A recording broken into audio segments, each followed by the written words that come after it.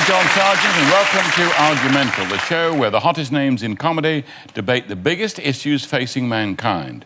Issues like, if our universe is ever expanding, how am I ever going to find a pair of trousers that fits? Does the BBC hate all women or just the old ones? And why can't I find a newspaper to publish my hilarious cartoon strip about the crazy adventures of Mohammed?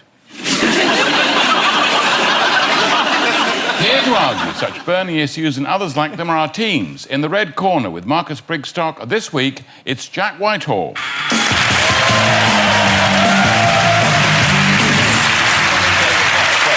And joining Rufus Hound in the blue corner, please welcome Stephen K. Amos.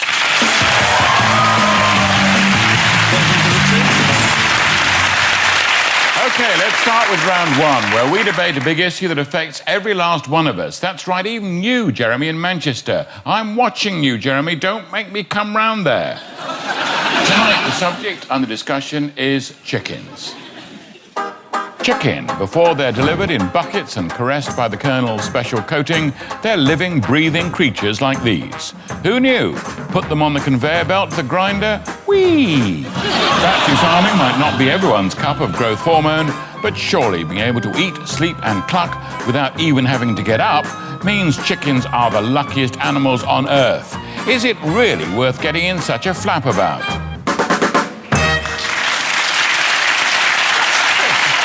But the issue I want the teams to argue over is this. There's nothing wrong with battery-farmed chickens. Proposing this statement on behalf of the red team, it's Marcus Brigstock.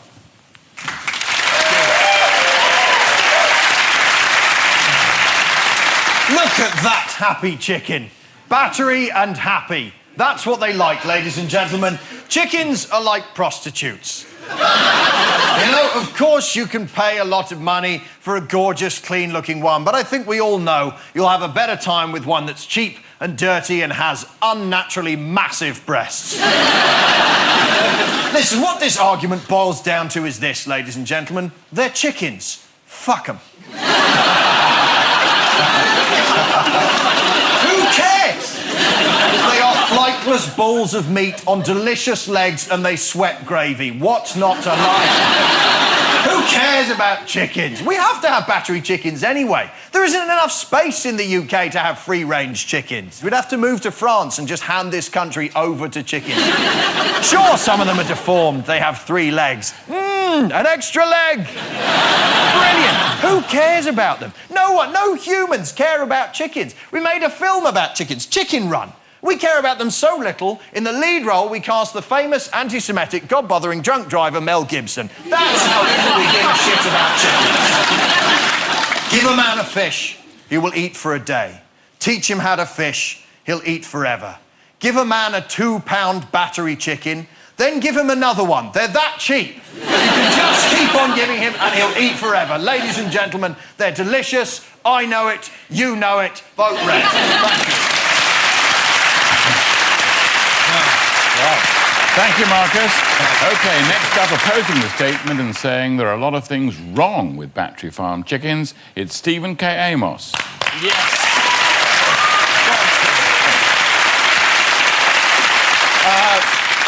Battery chickens are very, very cheap, right? You can buy them for £1.49 for a whole chicken. Now, I can't get it out of my head, right? From an egg, onto a truck, into a freezer, and onto my plate for £1.49. You can't even post a chicken for that. If I wanted to eat something that had lived in squalid conditions without washing, I'd eat a student. People keep chickens as pets, don't we all? Imagine this, ladies and gentlemen. Your cock being forced into a cramped, dark space with already full of about 12 other cocks. Would you eat it? I wouldn't.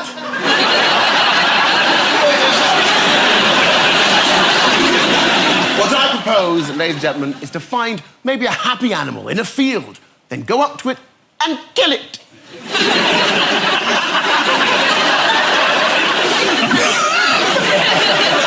I do believe this, I really do. But chickens are always up for a fight. And so am I.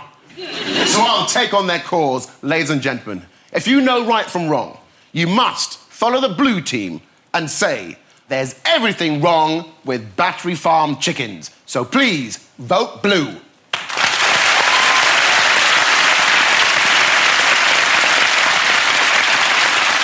So thank you, Stephen. Is there anything you want to add? Marcus, you've already told us you don't even eat chicken. Okay? It doesn't mean I don't want them kept in cramped conditions, Stephen. That's what I want, though, from the chicken. When you read on a chicken and it says, you know, like, this chicken has had a better life than me, that is not what I want from my chicken. I want to pick up that chicken and feel good about myself. I want to pick it up and say, this chicken was bullied and abused for every day of its natural life. And on its last day on this planet, it was taken out to a field and then it was raped by a farmer. That's what I'm talking about. Show me the chicken that's had a better life than you. And I would urge you to call social services and have yourself removed from your house. Thanks very much. Thank you all. So, is there anything wrong with Battery Farm chickens? It's time for the studio audience to decide who made the best case. Hold up your red card if you agree with Marcus. He thinks there's nothing wrong with Battery Farm chickens and loves his cock in a tiny box. And hold up your blue cards if, like Stephen, you prefer to get your cock out in a field. So, vote red for Marcus and Jack, and blue for Stephen and Rufus. Vote now.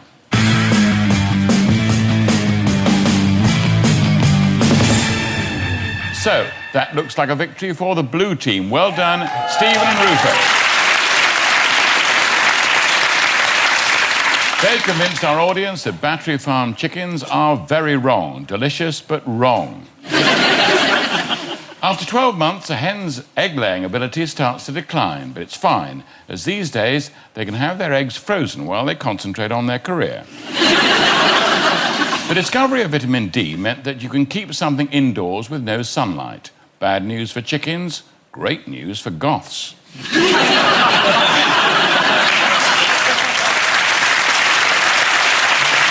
Right, next up is slideshow. One member of each team will again be debating a controversial issue, but this time I want them to illustrate their argument using a series of pictures which they've never seen before.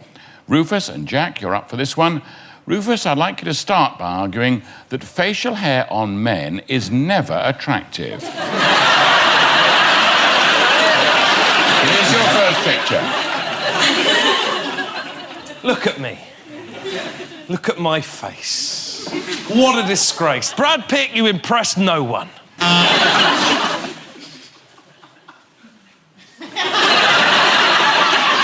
Many people have had to introduce their own facial hair policy.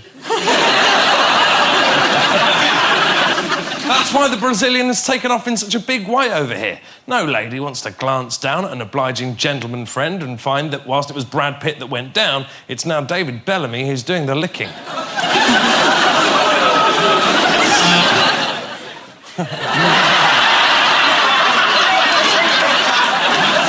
It's not always terrible, is it? Although it isn't something of a male curse to have this stuff growing out of your face. I mean, I've even started taking hormone replacements to stop it from happening. It hasn't got rid of my tash, but my clitoris is enormous. Ladies are meant to be scared of facial hair. It's meant to terrify. So amongst that fear, ladies, comes the forbidden. A simple moustache, yes, but also an open invitation to a night of sweaty abandon with a minotaur.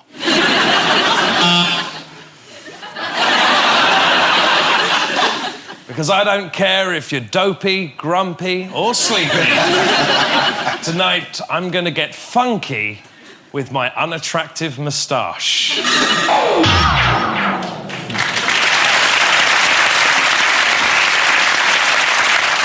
Thanks, Rufus. Jack, I'd like you to argue the opposite, that facial hair on men is always attractive. Here's your first picture. Facial hair on men is always attractive, as is facial fluff. But there's things that a beard can say about a man as well. You see a beard, it tells you a lot about him. As my next slide will show, it can show that a man can be soft, caring, loving, cuddly. Because a lot of people think it's very black and white with Stalin, that he was just a nasty megalomaniac dictator. Actually, he did have a softer side, because he was a nice man on the inside, but a powerful man as well. And facial hair shows that you've got power. Case in point, Dragon's Den, that one that sits next to all the money stroking their beard, looks very powerful, you know, Deborah Meaden. Everyone wants to grow facial hair, but not everyone has the ability to grow facial hair. There was always that one at school. Oh, yeah, exactly. Some people can't do it. People like Marcus, because he was one of those people at school that couldn't grow the beard. Correct me if I'm wrong, there was always one, wasn't there, in the shower that was showing off because they already had stubble and they had more pubes than everyone else. At my school, all right, it was the art teacher, Mr. Fabra, but the point still stands. It is an issue, because Rufus said, yeah, he's not sexy with the beard, but I beg to differ. I think Rufus is one hell of a man. Marcus just looks like an idiot, but I'd love to be like you, a real man with hair on his lip. I just want to, kiss that hairy face. A real man with manly hair on your face, and I want to be like you, a proper man, and a proper man like Stephen with hair on his face, a proper actual man like you. Okay, that's quite a scary beard, a beard of bees, but a beard can be sinister, but sinister in like a sexy way. It makes someone look dangerous. I mean, like the gentleman here, come up, can we show the people your beard? Because you have a beard. Look at this man's beard. When he walked in, we all thought, there is a sinister man. There is a man with the look of a man that has the ability to soundproof a cellar, and I mean that in a nice way. But this is a manly man, a proper manly man, probably with a manly name as well. What's your name? Don't let me down. What's your name? Rob. Rob. Yes, Rob! A name from the soil, Rob! What do you do, Rob? Do you have a man's trade as well? What do you do? Don't let me down. What do you do? I work in IT. You work in IT. Sit down, you've let me down. But a beard is manly, that is my point. And that is why you should vote for the red team.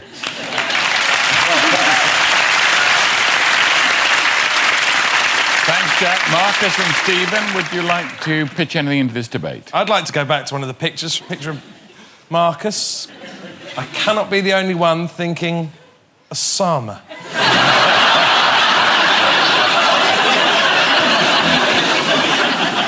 If you put that particular beard on anybody, that is the Osama beard. I mean, Wrong. I'd like to make a beard now and hold it up on people at random in the audience. You carry on amongst yourselves, I'll make a quick Osama beard. There we go. Let's give this a go. It's a little nose holder, little mouth hole. Someone's done this before. That looks like a glory hole.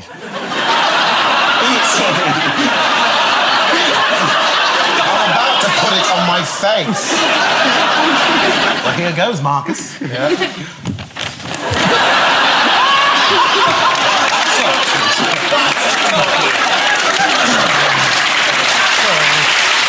So I don't know what...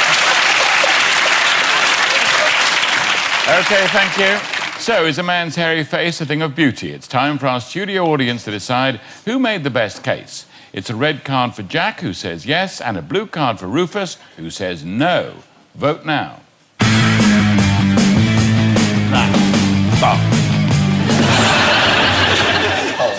A clear victory for the Reds. Well done, Jack. You've convinced the audience that facial hair on men is always attractive. Some people say that men with beards have something to hide, and they do, an ugly face. Many women hate moustaches, which is why it's so surprising that lesbianism was invented in Greece. Join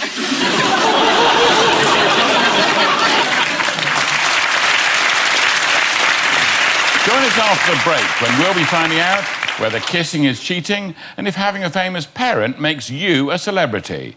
Don't go away. Welcome back to Argumental, the show that demonstrates that if arguing were an Olympic sport, Britain would still probably come fourth. Our next round is called Flip-Flop, where we find out how well our teams can argue with themselves. I'm going to give one member of each team a statement which they must support until they hear this sound.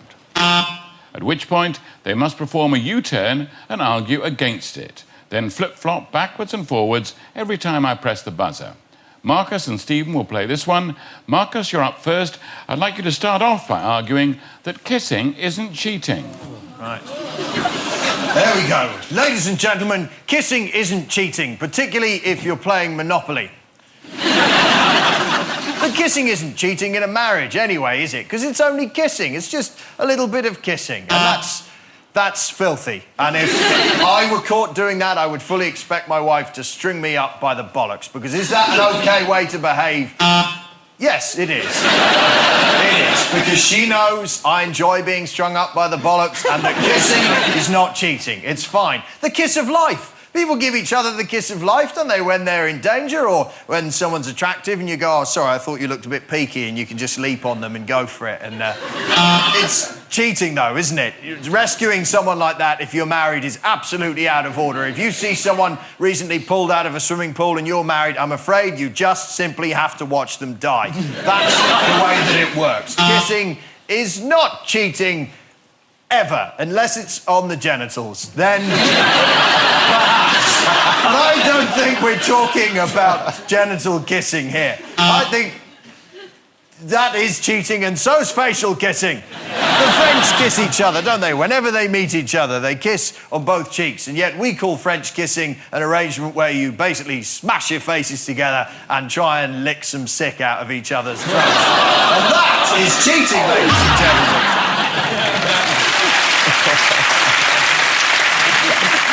Thank you, Marcus. Well, flip-flop. I used to enjoy playing Kiss Chase at school until a month ago, when I was caught on CCTV and had to move away from the edge.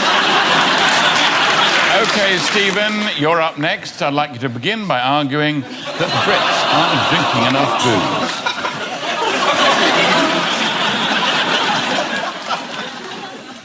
Us Brits are not clearly drinking enough booze, and I'll tell you why. 40 pubs a week are closing. The knock-on effect of that is that people will lose their jobs, their livelihoods. Britain is also a very tiny country.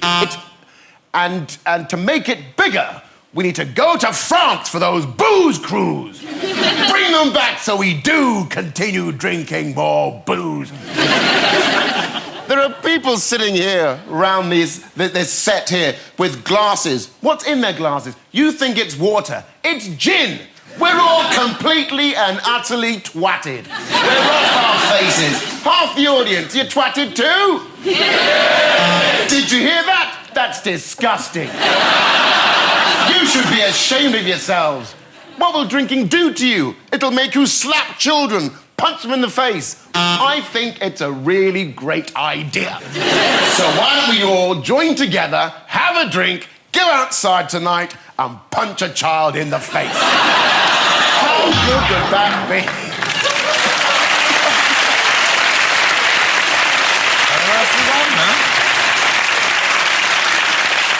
Well done, Stephen. I've cut down on my alcohol intake after I discovered it was making my hands too shaky to light my crack pipe. OK, time for the studio audience to decide who flipped and who flopped.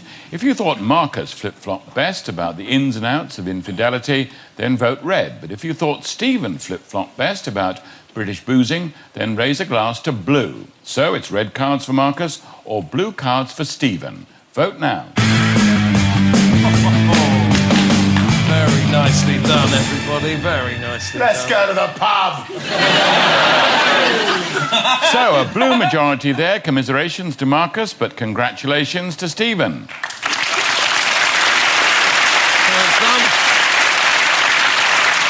It's on to our popular culture round. Tonight's debate is all about celebrity offspring.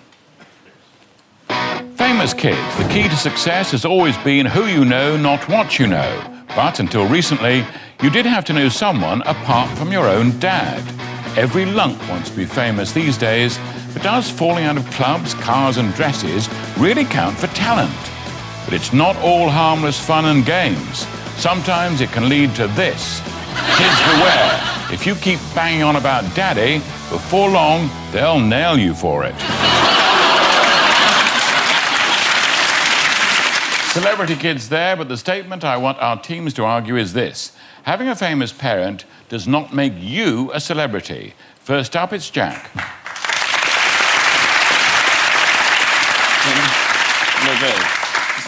Okay, right. So I want to start with a quick disclaimer.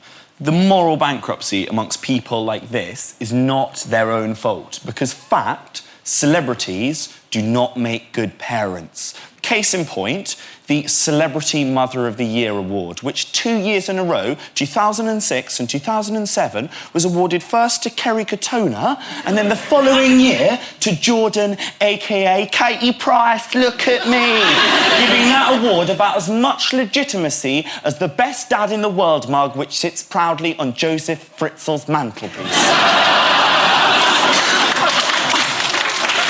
But, nevertheless, I would admit sometimes there are anomalies. There are, take for example some of the acting dynasties where you see it can be good, it can be successful. Kirk Douglas was a brilliant actor, as in turn was his son, Michael Douglas, as in turn was Michael Douglas's daughter, Catherine Zeta-Jones. It can be a good thing, but most of the time it's not. Take people like Paris Hilton. Paris Hilton is famous because her dad is what? The owner of the Hilton Hotels. Do we even know what Paris Hilton's dad looks like? You wouldn't know him if he walked down the street. So why is she a celebrity and Barry Travelodge isn't? It's ludicrous.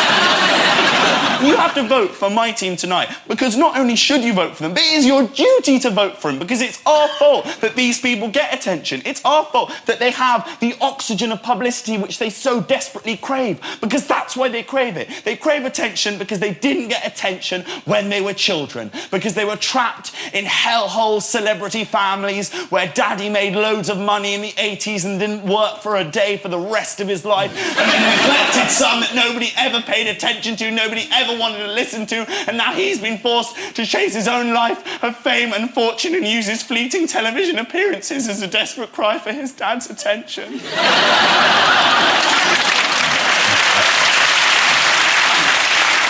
I will leave you, though, tonight with a quote from a famous celebrity father, Bob Geldof, and that is that every time I click my fingers, the child of a celebrity does something irritating, futile, and utterly, utterly pointless. Thank you.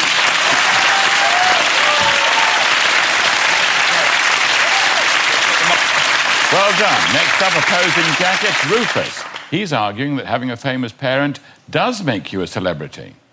Yeah. Thanks. Now, Kelly, congratulations. You've had a #1 single with your dad. Who here is proud of anything they've ever done with their dad? Thank you. Kimberly Stewart over there at the far end is actually here tonight, so thank you, Kimberly. Sorry for making you stand next to these two cardboard cutouts. Kimberly's actually launched a clothing line, I don't know if you know this, called Pinky Starfish. Drink that in. Well, I'm sorry, but if you name your clothing line after a euphemism for vagina, don't be surprised if people think that if they wear your clothes, they'll look like a twat. Partly because of the name, Kimberly, but also partly because you designed it. And Peaches there in the middle, well, that's not even a name, is it? Alison or Alexandra, that's a name. Peaches is what you call peaches. If you're Bob Geldof's daughter, then there are 3 million loyal Sun readers who want to see you fuck it all up. They crave the knowledge that despite your money and your privilege, you're still nothing more than a shitty freckle on the underpants of existence. Everybody in this room has an incident or several from their formative years that they'd rather nobody knew about. I've got that canal boat holiday when I decided to go punk. Jack has his embarrassing heterosexual blunders. Marcus has his Marillion tapes, but just be grateful that your surname's not Osborne or Madeley, otherwise we'd all know. Kimberly, Kelly, Peaches, we need them. And for that reason, if for no other, I urge you all, vote blue. Thank you.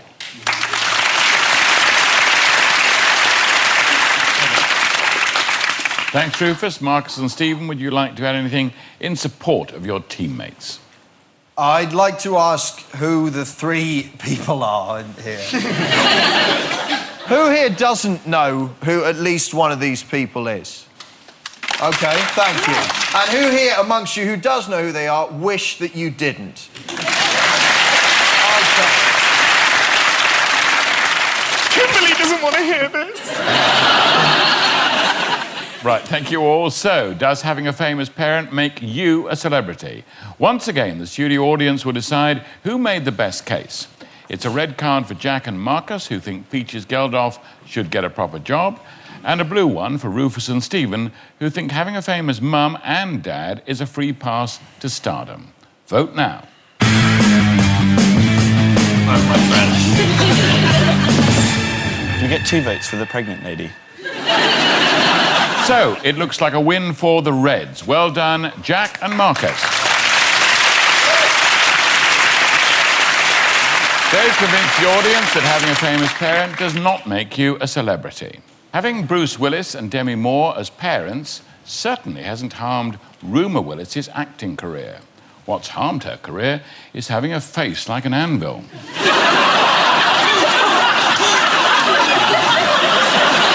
Lily Allen, Peaches Geldof, Miley Cyrus, they all have something in common, but the question is, do I want to sleep with them? So at the end of that round, both teams are absolutely level.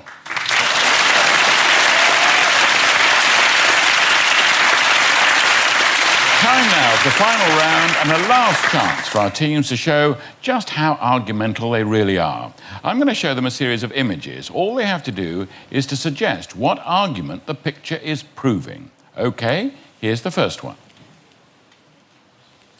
Is it the argument for them trying to find replacements for Bruce Forsyth and Len Goodman on Strictly Come Dancing? I think that's an argument that Last of the Summer Wine has gone on too long. It's definitely an argument against a thorough search of Neverland. OK, next picture. An argument against disabled people being allowed to park that close to the checkout. This is an argument against unknown item in the bagging area. An argument against overreacting when you've been caught with 6 items in the 5 or less checkout.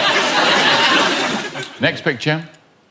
Oh, wow. This is an argument against the Queen being allowed to show strangers what Prince Philip offered to Barack Obama the first time they met.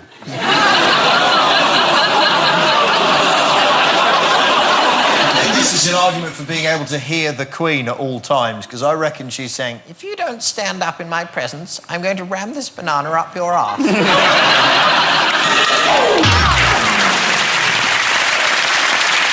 OK, that's it. So the final time, it's down to our studio audience to decide who made the best case. Red for Marcus and Jack, and blue for Rufus and Stephen. Vote now.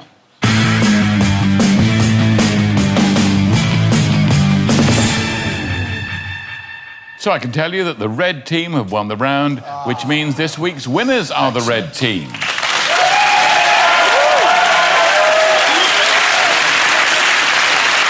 Well done, Marcus Brigstock and Jack Whitehall. Commiserations to Rufus Hound and Stephen K. Amos. That's all we've got time for. Good night.